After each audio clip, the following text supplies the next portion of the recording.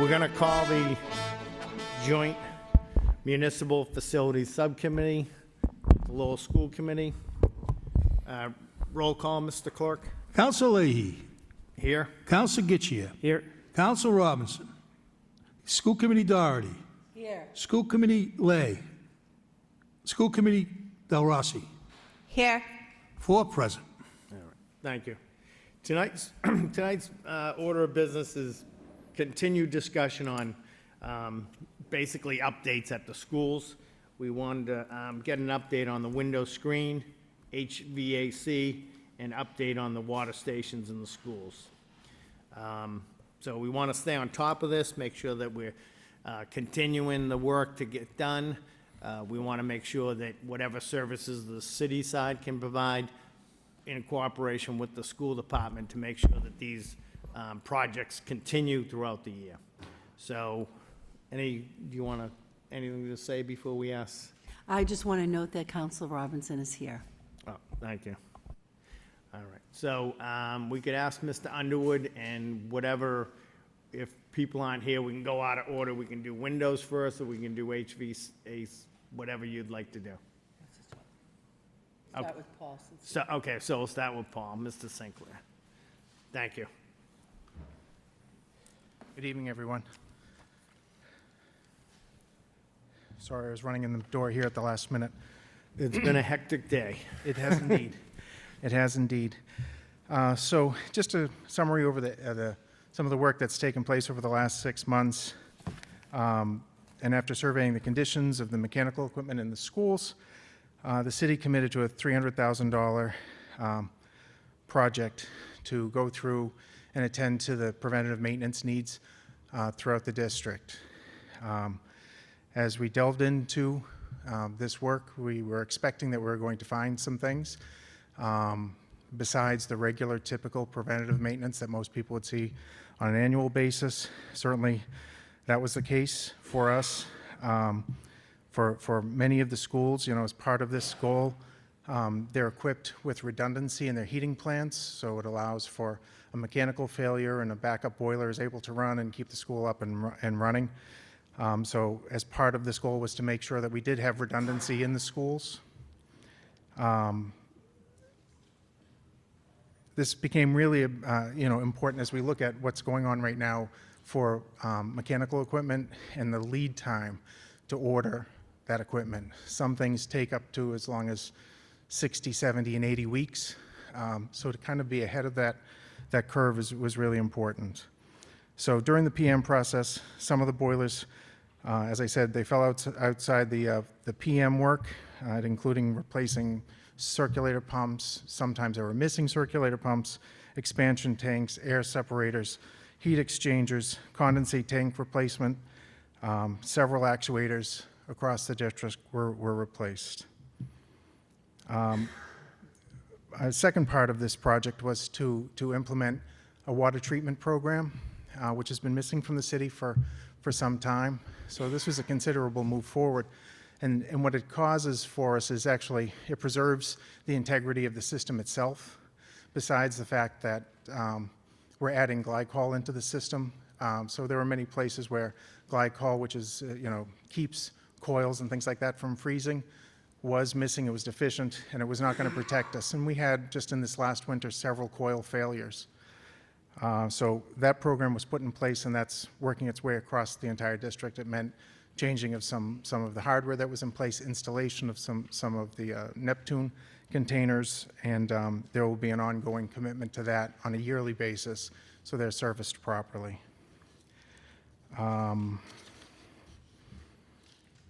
We were able to also go after some of the, sadly it was premature that some of the boilers we would have to go after for replacement were happening earlier than they should have been. They did not have the full length and life that they should have. And in some cases we knew that there were some schools that had boilers that had not been in service for many years. So that's something that we're in the process of making some capital investment around. We're very careful about how we chose them, in that they were typically would be in schools that wouldn't qualify for the accelerated repair program. through the MSBA. So for instance, the Cardinal O'Connell School or the Malloy School would be another, the Moody School for a third. So the lead time on those boilers, again, is considerable. We're not expecting them to come in until around April. But there are also schools that have been without these boilers for many years. None of that makes it right, but we do have the things in place now for being able to go forward to cause that redundancy. Besides that, we've partnered with the schools to obtain, hopefully, this DESI grant for the $4.2 million. That's a grant that's out there in process. We meet the criteria. We've provided them all of the information. We don't see any reason why we wouldn't obtain this grant, but we're looking to attack many other HVAC projects with this.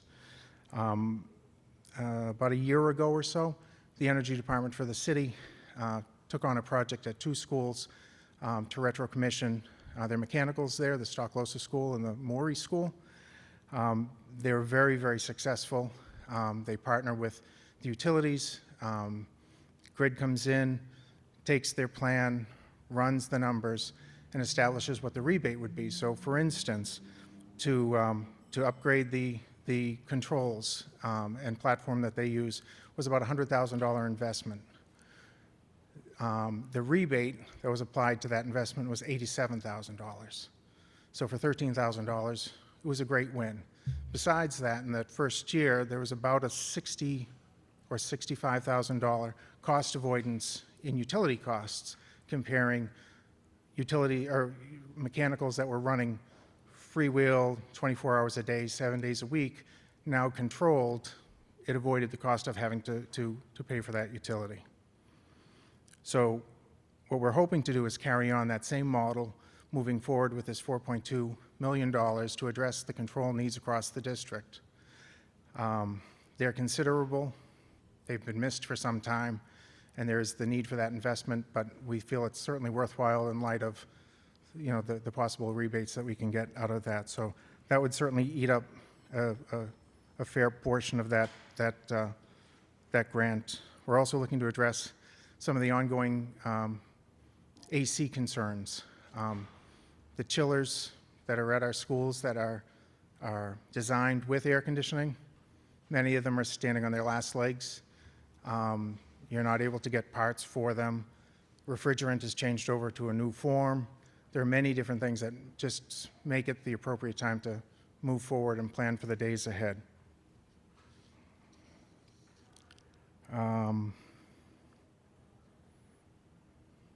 There are other capital projects that we do have in the pipeline, which has allowed us to shift some things around as far as projects that we take on. One being a full replacement of all of the exhaust fans across the district at all of the schools. That's a little over $1 million project as a capital investment.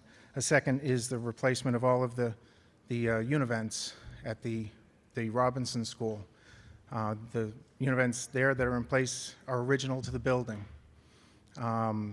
They're kind of held together with baling wire in some ways, you know, to keep them operating for now. But we're pairing that with the ARP projects that are in the pipeline for the 9 schools over the next 36 months. The Robinson is one of them. One of the hard parts with the ARP projects is they really only attack the heating plant area itself, right within the boiler room, pumps, drives, boilers, and so on. And it doesn't reach out to the different parts of the building to replace things like univents or rooftop units and things like that. And so this is going to be really a more comprehensive improvement at the Robinson School, because those will be coming online and in place with the new univents, and the boilers will be backing them up as part of the ARP project. So it's really going to be more complete for that building, as an example. Like I said, we're moving forward. There's a new boiler being put in place this April, hopefully at the Pine School, and 2 others are to follow at the Cardinal and the Moody. There are 9 schools right now in the MSBA ARP pipeline, and the projects that are there are in large part HVAC related. it'll also take in, depending on the age of the building envelope, it'll take on roofs, windows, and doors in some cases. And that's about it. Thank you. I'm wondering if there are any questions from the Facility Subcommittee regarding the HVAC, the part that's just been covered. Mr. Robinson? Thank you. I think it was October 26th, MSBA paused the accelerated repair projects. Yep. Does that impact any of the pipeline projects that you're talking about? It doesn't. It's actually for the following year, as you go through the statement of interest project timing, and you move through the project, the design phase and funding and so on. So the 9 that we're in line for are already in place. So it's actually the following year that would be affected. So everything that we're working on is Correct. already, okay, thanks. Yep. Ms. Del Rossi? This is just a concern specifically about the McAuliffe School, one of my schools, that there's some water that was rotted outside the assistant principal's office, and there's concern about the heating in that corridor. It hasn't been addressed since March of 2020, and I was wondering if you guys are aware of that. I've got to say specifically, no, I'm not aware of that. And I was actually on the school side, so that is surprising to me. I was in that building often, and I can certainly follow up on the particulars. I know we've done a lot of work in that building. That was one of the first ARP projects that we did, so it does have new boilers and drives and pumps and so on. And there have been several rooftop improvements made. But I'll certainly follow up with that tomorrow and get an answer back to you. Thank you. Sure. Councilor Getchir? Thank you. So, Commissioner St. Cyr, you've been on both sides of the alley now. You've been in the school department where you complained on that side saying how all this equipment, and I agree with you 100% on it was neglected all these years. Now you're on the city side. So are you satisfied with the city's response? And I'm putting you right on the spot. Yeah. Because the school's here. So you're satisfied with the city's response, and also the redundancy. Did every school fire up with a redundant furnace behind it? And how many buildings, I've given you like 5 questions to answer at once. How many buildings does a school department have that are owned by the city that you'll maintain? There are 30. This might be in reverse order to your questions. And we say 30, and as you can imagine, the high school makes up several different buildings. So, and insofar as the city's response, I've got to say, I don't think I would have entertained the idea of coming over to the city side if I hadn't seen some of what was being laid out. I think Rick Underwood could attest, being here 30 years, that we hadn't seen a response to having work done like this, massive amounts of work. Certainly in the time I was here, and I would say for a large portion of the time that Rick has been here. Do I think it's perfect and fixed yet? No, but I think it's going to take some time to get there, and it's going to take a lot of parts of the puzzle to fit together to complete the final product. Do we have a 24-hour on-call service for all 30 buildings? We have actually contracted on-call services, and they do have 24 hours within them, in that it's part of their agreement where they would certainly respond to and come out to a building at any time. We just had it at the Pawtucket Pawtucket Elementary week and a half ago that we were there at 10 o'clock with PJ Kennedy, so. See, my concern is the high school, we just went through another insurance adjustment that went through the roof from a leak. And then we just had another leak not even a month ago over there from the heating system. So, you know, those are my concerns is as we're going forward, sure, we went after the things that are right in your face, but what about the backup stuff that we need to do better at? Age of systems, obviously the transmission lines that are going to these units, and are they even being inspected, and is that inspection being followed through? And I think you got a major task in front of you because, you know, a classroom's a learning environment, and it's tough to learn when you're freezing every day. And I want to commend Commissioner Burns for everything that he outlined in place, and He did indeed. and did a great job at securing all of these companies to come in, because it's not easy with procurement to separate, okay, you're over here, and looking after each company's background and professional experience and putting them in the right places, because the person who looks at the Morey School certainly isn't going to be qualified enough unless they have a big staff for the high school. And in my opinion, I've already outlined this to the manager multiple times, is that high school needs staffing at the high school. It can't be down on Broadway Street, see how old I am, on Middlesex Street. Middlesex. You know, it can't come out of there and try to do the response times over there and try to look after things. So I think that we have to engage in something going that way. But, you know, and my last thing is that as we go forward, how are we going to maintain the services so that we can keep these up to date? I know the filters weren't changed for years. Like you said, the glycol was empty, and a lot of them, they weren't replacing it. They were filling it with water and trying to get by, which is very, yeah, and it's a nightmare waiting to happen. And that's why things break, they freeze, they pop, and then here we go. So I do commend what you're doing, but I'm sure, as you're seeing in the marketplace, as we put these jobs out, and we're not anywhere near the rate, but if we were looking for an upper management person and we did a study across, I guarantee we would raise their pay right away and we'd have that person.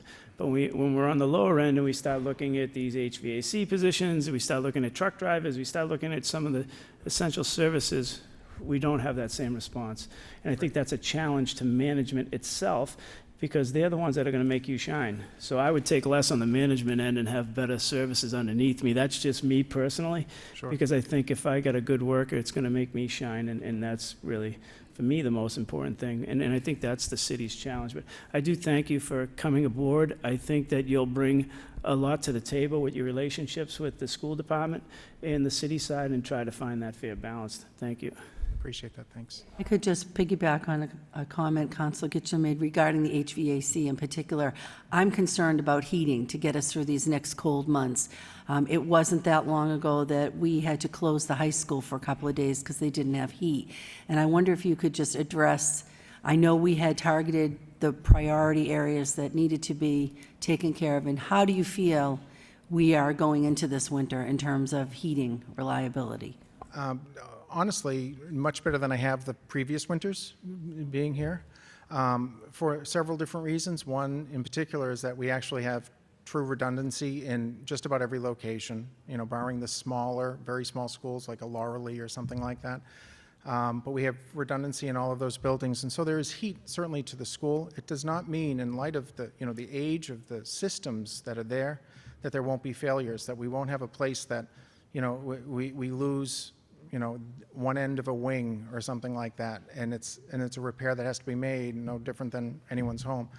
We're dealing with aged equipment, and so I don't want to, you know, candy coat this and say that we're out of the woods, but I do think we're in a much better position than in previous years. I think that it's starting to gel together. I think, as you said, we've done a lot of work in the last few years. I think, you know, your position, your expertise, the expertise we have on the school side, where you all work together, now you're over on the city side, I think this is going to be a benefit. And we're all working together, we're starting to gel. We got the support of the management and superintendent of the schools, and this school committee and city council with their expertise in each area. I think this is really finally starting to gel, and I commend you on the work that everybody's doing. I appreciate that. Any other questions before we move on? Sure. We'll go to Mr. Lay first, and then we'll go back to you. Thank you, Mr. Chairman. I just have a separate question, but you want to keep on this topic, then maybe... Sure, let's finish on this topic, Mr. Councilor Robinson. Thank you. I know in the past you said one of the issues that you're up against was controls. Yes. Have we got a grip on that, or started to get a grip on the control problem? We are, and you know, unfortunately, it's not a $5 fix, and so there's a lot of coordination that'll have to go along with it, and that's really what we're looking to earmark a good chunk of this money coming in from the DESI grant towards, to get everything up on a uniform platform onto an HTML type of platform. It's Niagara 4 is what we're going with. We do have the Niagara system that's in place. It's just that it's at a point where it's at the end of its life, like, you know, so many of the mechanicals are. And so with that, you're not able to control things as efficiently. You might have to go out where it's not going to shut an actuator off, so we have to manually maybe head out there and reduce that to try and temper the heat that might be in a building. But that's certainly the goal. It's, for so many reasons, the efficiency that it builds and the consumption, and I know that Catherine Moses was speaking about what's going to happen with utility rates over the next couple of years. We're being blind if we don't attend to it and try to conserve it where we can. So do you have like a general timeline that you think the grant will come in and you'll really be able to start implementing some of this control stuff?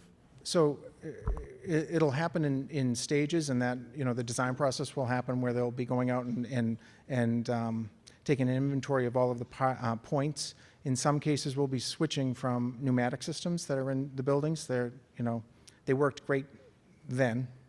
They don't anymore, and they're actually hard to work on. It's much easier to switch over to like DDC, digital control.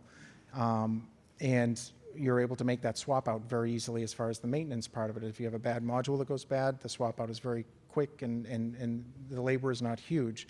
It's also very telling how you can tweak the system as well. So getting it up so then you can see all of these data points is then going to allow us to identify what things are failing up and downstream, that you can't control a damper, you can't change the fresh air intake and things like that.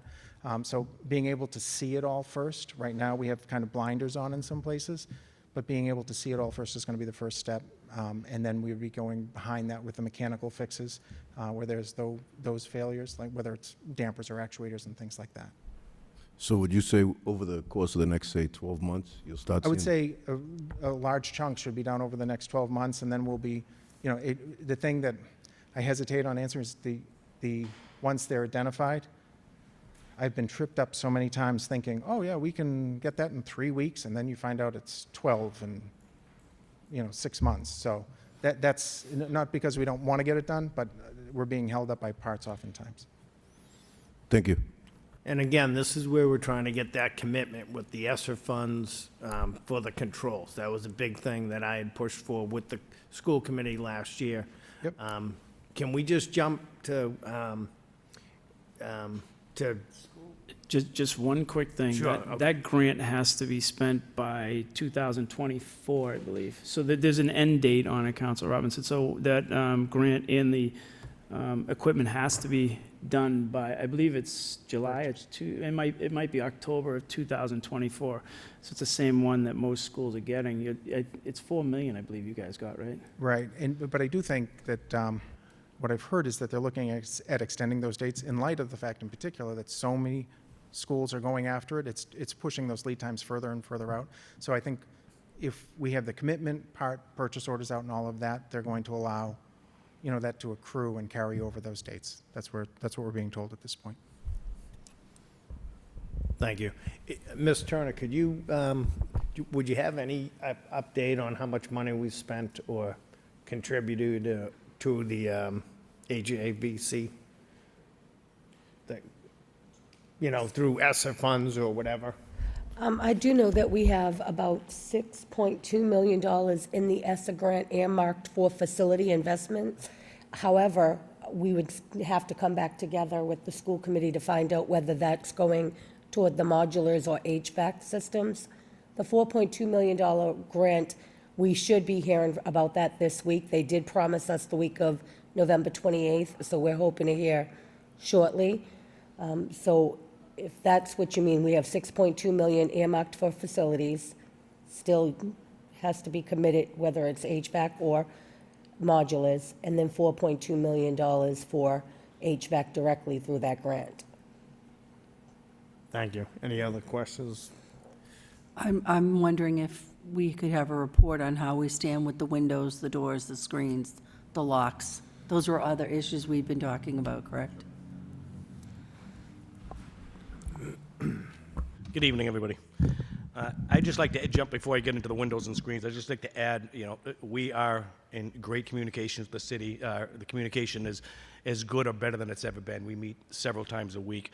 But with all the good news and all the redundant boilers that have been take place, you may still find that you'll get a call of a room that may be overheated or underheated, because the boilers are one part of that. The controls aspect is another piece. So you may still get some issues, and I don't want that to be confused with us coming up here today and saying, everything's going great. We still have several issues, and we're working through all those, but we're in a much better spot this year for the heating season than we've been in the time I've been here. So, and thank you for Paul for all that information. So going to the windows, and sticking on that 6-month timelines, the windows have been a 2-phase project where the city, the school department, several months ago, had got into a contract with PGM to replace several of the high priority windows in the district, and there was roughly $37,960 spent at that time. The city then jumped in and committed another $76,000 to broken windows in the district. So at this point right now, we've got just about every window that's broken in the district replaced with broken glass. You may remember or have heard the Merkland School that was sitting in the North Common had, I think, 46 broken windows 6 years ago when we took this position. They were breaking them faster than we could replace them, to the point where the city had no other option but to replace them with Lexon, which really gave the school a very distasteful look. It was clouded over, you couldn't see through the windows. So if you drive by and you look at that school now, it's been a great improvement on those windows, and the outlook of the thing, the neighborhood in general just looks so much better. So again, there's been, to date, on the windows and screens, there's been $114,224 spent on window replacement. On top of that, we're looking now to contract with other companies to repair all of the hardware in the district. We went through a painstaking tour of all the schools and looked at over 1,000 windows, opened, closed them, found out which ones needed to be serviced, what the parts were. We had another contractor come in and price out all those parts. We're looking somewhere in the neighborhood of $300,000. And I know the school department last year had allocated money to address these windows. That was in the last fiscal budget. We're talking with Billy Joe and the rest of the business department now. That money has since been allocated to other purposes. It will come back now through other avenues, but we still intend on taking that on and looking at having those $300,000 worth of repairs done to all of the windows, minus the freshman academy in Lowell High School. We did not put a lot of money or attention to that, knowing that that building was being renovated in 2 years and all those windows would be replaced and complete. But the city did commit some time from DPW carpenters to go into there and start to look at those windows and see what they could fix on a small scale. But again, manpower, other projects and whatnot has kind of slowed that a little bit, but it's something we're continuing to do. So good news is we're still moving forward on that. We hope to have some of these parts, some of these companies in the schools, hopefully by even Christmas vacation. In total, there's 18 schools that will be getting their windows serviced. Some of the ones that are in the older ones, the hopper style windows that just draw straight in, we didn't really address those because they're very limited parts and service you could do to that type of window. So we are moving forward with the windows. All great news, I hope. We'll move right into the bubblers at the water stations in the city. So you may, I'm sorry, go ahead. Can I just rewind and clarify, how much has already been spent on windows? $114,000 in total between the city and the school combined. Okay, and 300,000 is allocated to fix? I'm sorry, say that again? And then you said 300,000 is allocated to?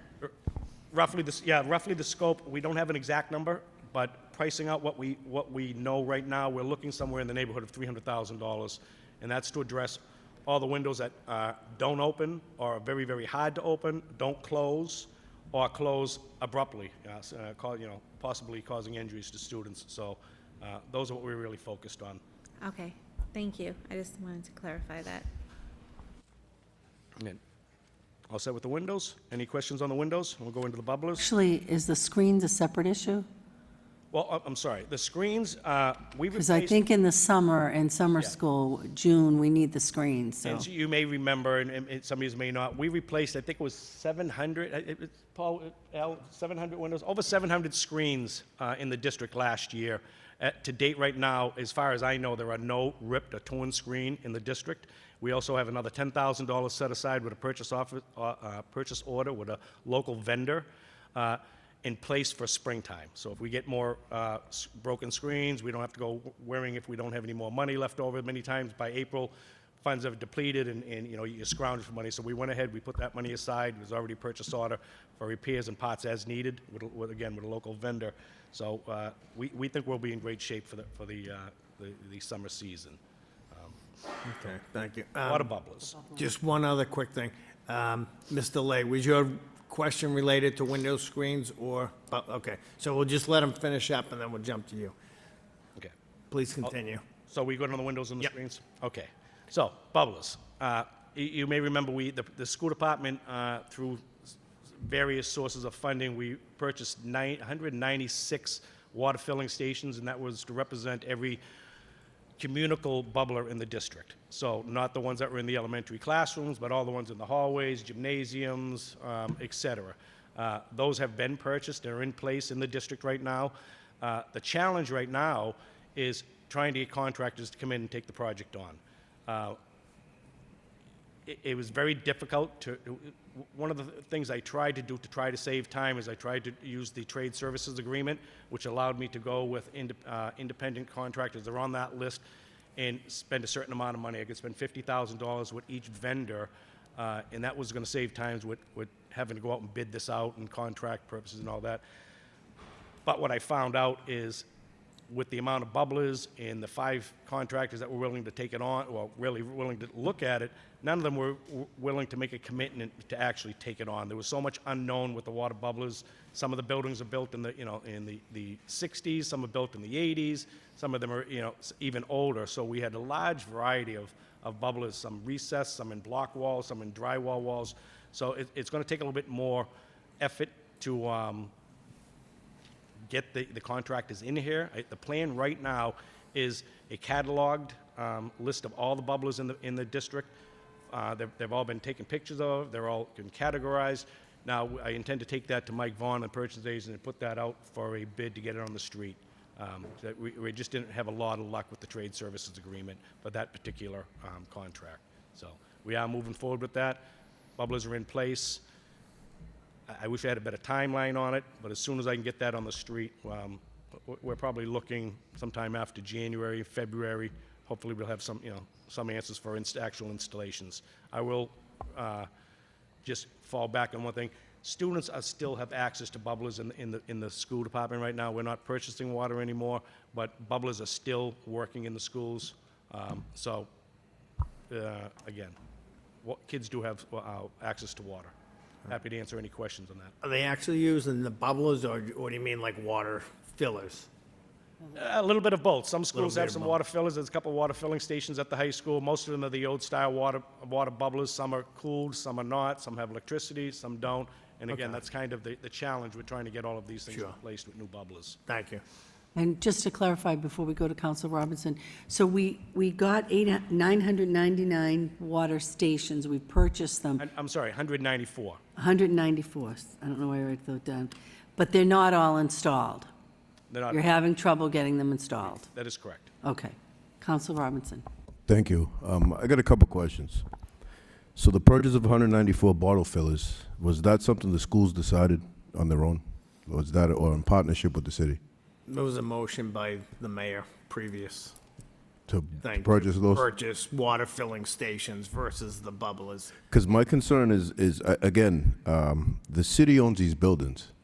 So if you're looking for plumbers to come in and install anything like bottle fillers, how come the city's not going out to bid with the vendor for this? I don't understand, because ultimately it's the city's responsibility. Any installation, when you're dealing with plumbing, if there's leaks, if there's problems, they call on the city to correct that problem. So shouldn't the city be seeking the vendor and be 100% on board with what work gets done as far as the installation of anything to do with water especially? I mean, how many times have we had problem with water in our facilities that, it's both sides weren't really clear of what happened. So I think, shouldn't the city be the one tracking down a vendor to do this install on the 194 stations? I hear what you're saying. Again, we were trying to expedite this, And it just, with the supply chain and whatever, it's just going slow. So, I guess we left it up to the department heads, between the city and the schools, to figure out what would be the fastest way to get these installed. At the time, you have to remember, the school department was spending, I think it was like $200,000 for water bottles, or $100,000, it was a lot of money. So we said, why are we gonna continue to spend hundreds of thousands of dollars on water bottles when we can put these filling stations in? So it was kind of trying to expedite it. Well, I mean, the problem is they're still not installed. I So know. we're still looking for vendors to come in and install. So at this point, the urgency seems to be over. Shouldn't the city be going Yeah, out to I bid on would this leave it up contract? to them to figure it out. So Sure. if I could just add, there really, I know but there's very little difference right now in the city. I mean, we keep talking about one team, and we really do act as one team. I may be spearheading the contract, but it's talked about every day at the week. I mean, Paul knows about it, Mark Burns knows about it, Mike Vaughn knows about it. The school department doesn't do any of these projects without going through the proper venting channels of procurement. It's voted through the school committee, but it's chaired by the mayor. So So the mayor's not the majority of the council, for one. For two, at the end of the day, these properties are city's responsibilities. Absolutely. So, I mean, none of that matters. It's basically, again, a tenant situation doing the work on the landlord's building. So, I mean, if you might feel comfortable doing that, but at the end of the day, we're the ones that's on the hook. ARPA, all these other improvements for facilities, infrastructure, to our buildings that we're responsible for. So we asked the question earlier about how much ESSA was allocated for this, and we get an answer back that we don't know if it's going to modulars or infrastructure. We know we've committed X amount of dollars for school facilities. So again, any of these projects, it's great if the commissioner wants you to go and do the legwork, but at the end of the day, this is the city's responsibility. The city owns these buildings. And so, I mean, I don't understand how the city isn't contracting out the vendor through the city's purchasing agent, Michael Vaughn. I would be happy to have the city take this over. Honestly, I've been through 30 schools and 190. Happy to let you take it. I mean, it's very unusual on some of the things we're doing now with taking on projects and really coordinating with the different departments and vetting out things. But we're in a very special time where, the school department, for one, has the money right now, and they're sharing it with the city. I mean, the school department, honestly, should be getting a thank you, not who's doing this, who's heading this. I mean, this is not this has nothing to do with program, has nothing to do with bells, clocks, timing, gym equipment. This is building. You're right. This is absolutely the city's responsibility. And not being a wise guy, but I will happily go back to making sure the buildings are clean and the grass is cut, and the city can take on all these projects. Say the word. No, we understand your point. It's well taken. But seriously, I'm serious Right. too. No, I I'm know. happy to go back and just worry about making my buildings clean and safe and not have to worry about anything else. Yeah. Well, I mean, to be honest, that's not a concern of mine. My concern is our responsibility of the facilities and the buildings that you guys are tenants in. And so I'm glad that we're working together, but at the end of the day, if there's a problem, they're coming to the city because we own those properties. And so how can you be accountable for the facility if others are doing work in your facility and it's not even work that you went out and commissioned?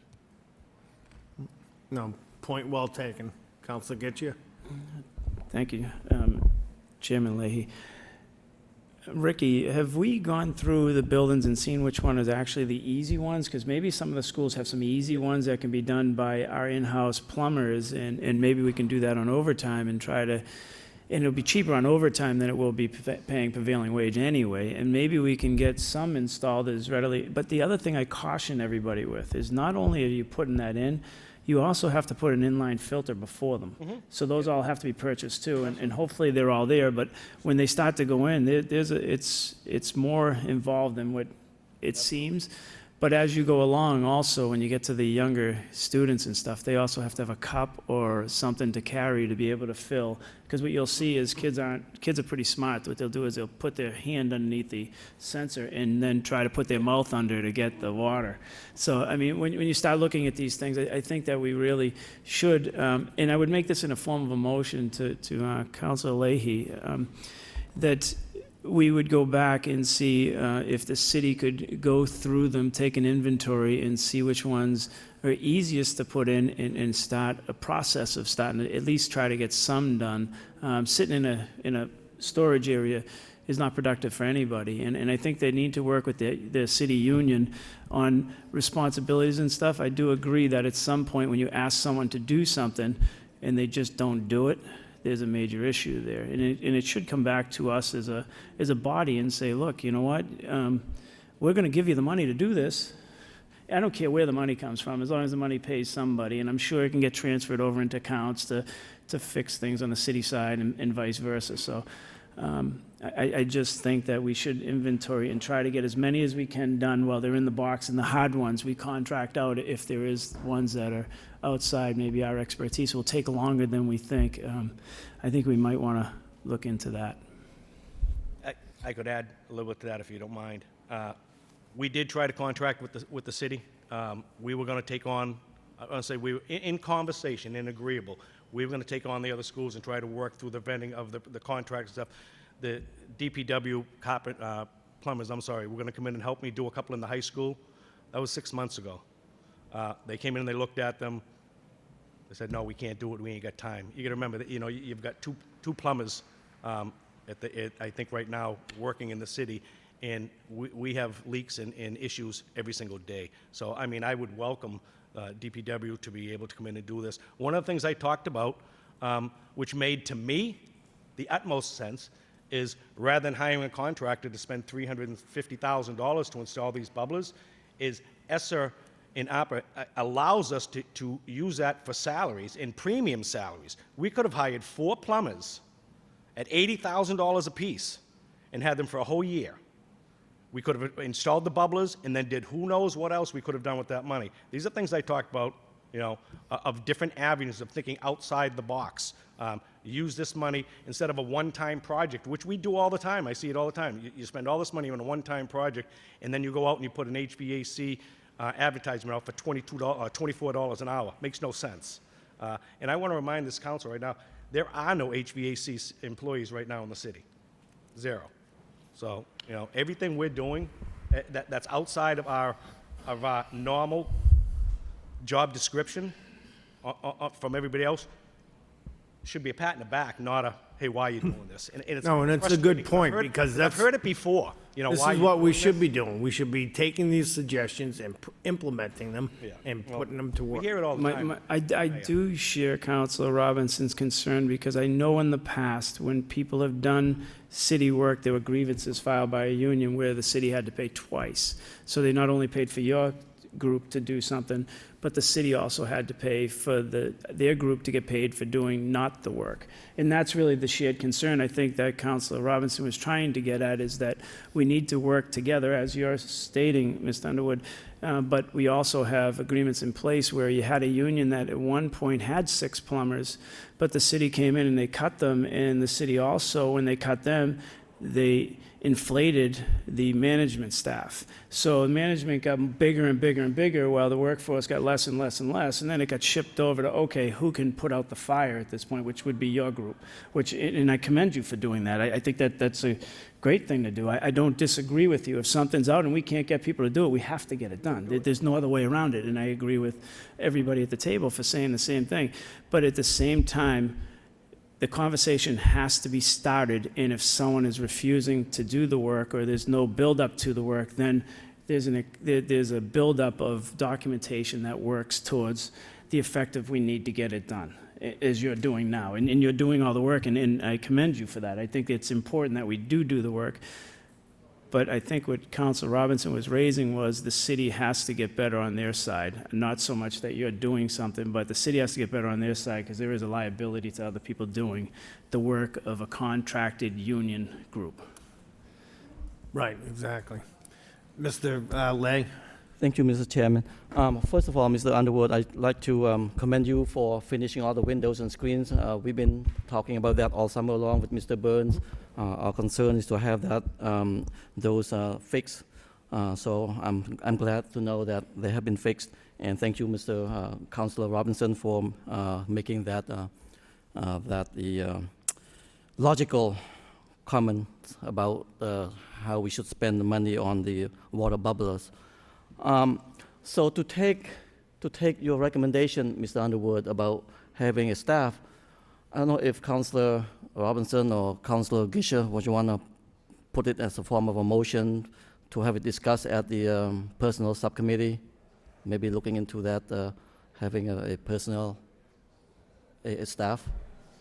Sure, Councilor Getchia, what would the motion be, though? How would you? A motion to start the conversation on the installation of the water bubblers. I think that we need that conversation. And I think we need to know what are the obstacles that we're all facing. There is no reason in my mind that can compute that we have 194 water bubblers sitting in there for, how long did you say, Mr. Underwood, they're sitting there?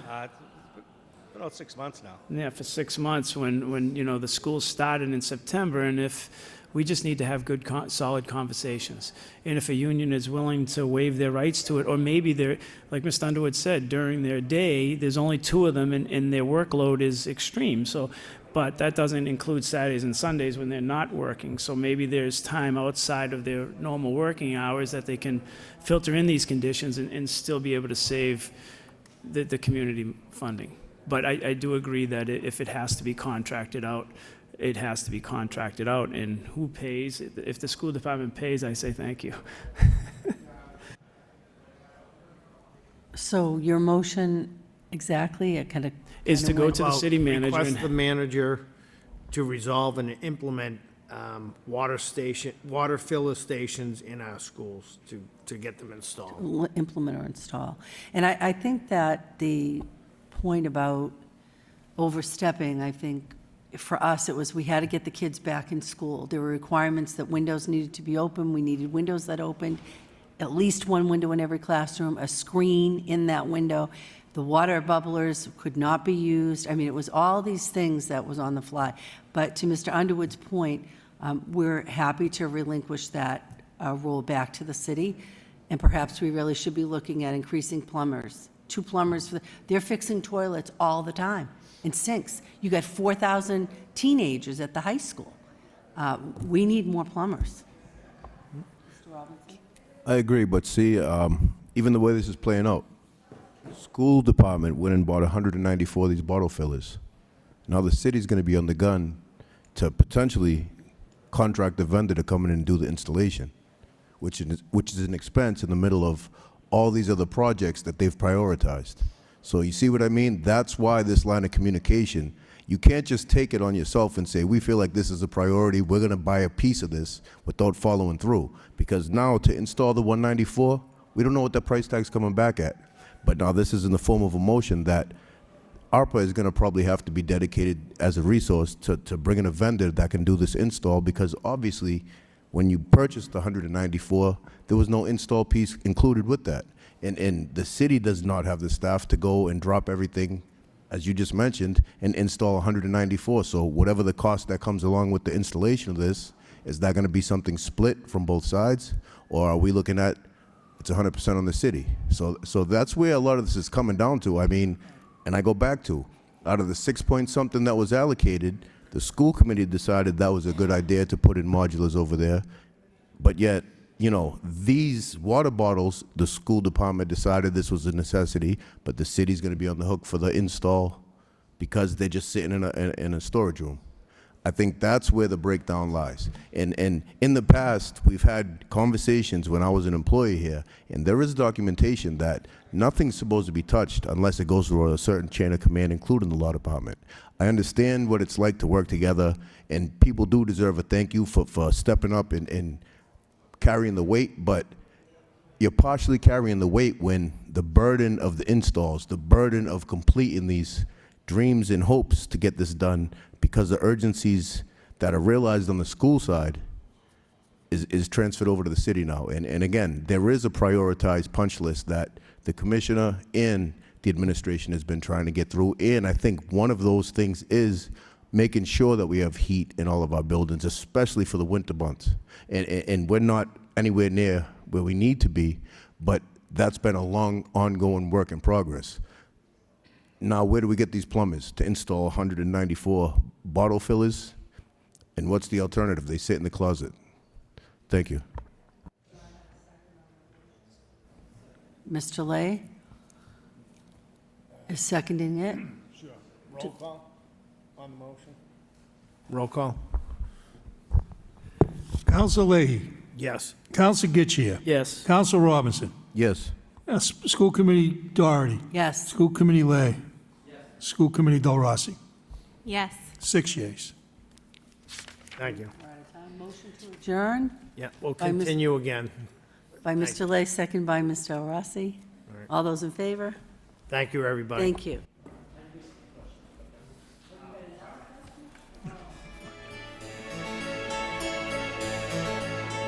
Two more